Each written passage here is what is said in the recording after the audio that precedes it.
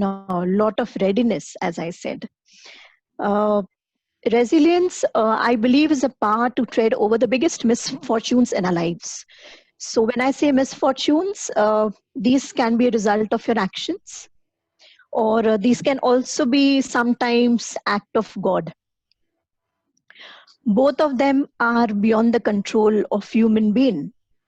But what is in your control is your response to that particular situation. And believe me, we as human beings are very, very capable of bouncing back and surpassing these adversities that actually we face on a daily basis. Generally, what happens is when we are forced with a situation which is not according to what we have wished, there are two general reactions, two generic reactions that human beings give. One is frustration, which is many a times manifested in the form of anger. So when something happens back to you, one general reaction that you are bound to give is frustration, which is in the form of anger. And the second is loss of hope, which is manifested in the form of crying. So usually I've seen people giving these two very, very generic reactions when an adversity strikes them. Yes, it is very, very human to cry. It is also very, very human to feel angry or frustrated over what has happened to you. But if it continues over a longer period of time, it can be harmful to you as well as to the people living around you. So that is where the whole concept of bouncing backs come in. How long are you going to tread over that situation? Are you ready to accept it and to move forward? So that is what resilience is all about. Secondly, resilience can be built with developing adequate support system. These support systems can come to you in the form of your family, your friends, your colleagues, your next door neighbors. So it is very, very important in a city like Mumbai or any part of India for that matter. We do not take adequate time and effort to mingle and to build relationship with your next door neighbor as well. Remember, when an adversity strikes you, your family, probably your friends, will take some time to reach you. So the first person who is going to come to help you and assist you is your neighbor. So very, very important to strengthen your support system and find time to build those relationships. Third, resilience can be built by learning from one's mistakes, which are unfortunate situation. I give this very classic example of Amitabh Bachchan. I think even Dr. Dipti gave that example when she did the AQ session, wherein Amitabh Bachchan went, he earned a lot during his lifetime, but he was not wise enough to invest it in things, that would sustain. And he invested all his money in ABCL Corporation, which actually went through a failure. But what did he do? Did he stop what he was doing? No, he still pursued his passion. He still acted, and there was a big breakthrough, Kaun Banega Karodpati. Now, each one of us may not be that lucky to get that break.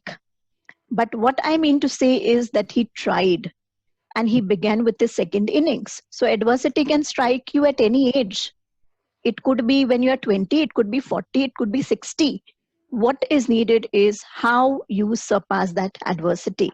So there are role models around us. Believe in them and emulate them. Do not wait for adversity to hit you for you to prepare. So start rebuilding your passions, what you like, what you love on everyday basis. Because in times of adversities, these are the things you will have to fall back upon. So as Dr. Dipti said, find your purpose. So for me, I have a purpose in life. My entire focus or my purpose in life is, my children. Everything that I do is centered around them. It's not my career, it's not my professional life or anything. For me, it's my kids. So everything is circled around them, and everything that I do and every function of mine is circled around them. Now, I am not a helicopter Ela, you know. If you have seen the movie, I'm not somebody who is possessive about my kids, but my purpose in life is that. So discover your purpose in life. That's very, very important. And many a time life throws very, very surprising situations for you that you may have never imagined. Like never in her wildest dreams could, would Dr. Dipti have imagined that, you know, her house would burn down. 10 years back, even I faced a similar adversity. I lost a job, which was a very, very good government job. I lost it because of some reasons. Now, when I look at that adversities after 10 years, I think and I reflect, how did I overcome that adversity? And I looked at my responses. So my first response during that time was, can I get the same job back again? I tried, I failed. Then I had to look at another option. So I had to look for other jobs. So that's fine.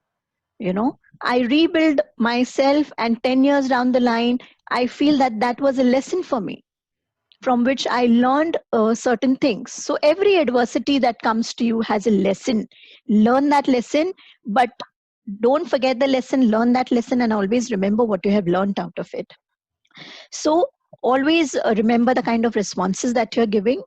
And to end here, I would say that, what doesn't kill you only makes you stronger. So till you are alive, you will have adversities. Keep facing it, be invincible, and keep raising that bar for you over and over again. Okay, this is an adversity, I have faced it. Then probably you may have a different one the next day. I will face that as well. So to end, I would end with a quote that a bird sitting on a tree is never afraid of the branch breaking. And the reason is because her trust is not on the branch, her trust is on her wings.